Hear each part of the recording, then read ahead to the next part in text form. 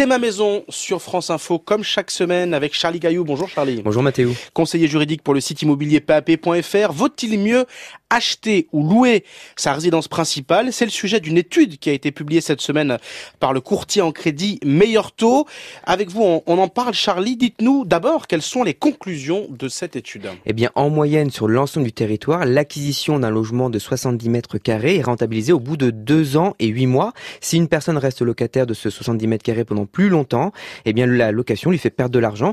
Pour arriver à cette conclusion, le courtier Meilleur Taux tient compte pour l'achat du prêt au mètre carré des taux d'intérêt qui sont très bas et de la taxe foncière, et pour la location du montant des loyers ainsi que du rendement de l'argent épargné qui aurait été utilisé en cas d'achat. Allez, on passe aux détails et aux cas particuliers. Le niveau des prix, on le rappelle, n'est pas le même dans toutes les villes. Est-ce que l'acquisition est toujours partout si intéressante? Maintenant, évidemment, il y a des disparités selon les villes.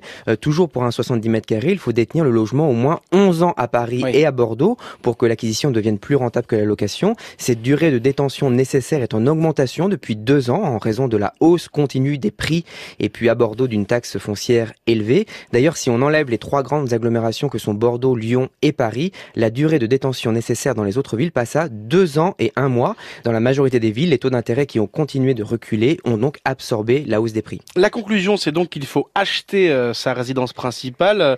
C'est très vite plus rentable que louer, et ce, dans la plupart des villes. Oui, c'est ça. Alors, pour nuancer un peu, Meilleur Taux indique que la rentabilité est d'autant plus rapide que l'on achète une grande surface. Plus la surface est grande, plus le montant de l'emprunt sera élevé, et donc plus l'impact des taux bas se fera sentir. Pour une surface plus petite, il faudra détenir plus longtemps pour que ce soit rentable d'acheter. Alors, il y a d'autres éléments que la rentabilité, Charlie, à prendre en compte pour répondre à cette question. Oui, bien sûr, l'acquéreur aura l'avantage d'être chez lui. À la fin de son crédit, il aura un gain de pouvoir d'achat, à un moment où peut-être il aura à financer les études de ses enfants ou compenser une baisse de revenus lors de sa retraite. S'il revend après plusieurs années, il peut aussi espérer réaliser une plus-value.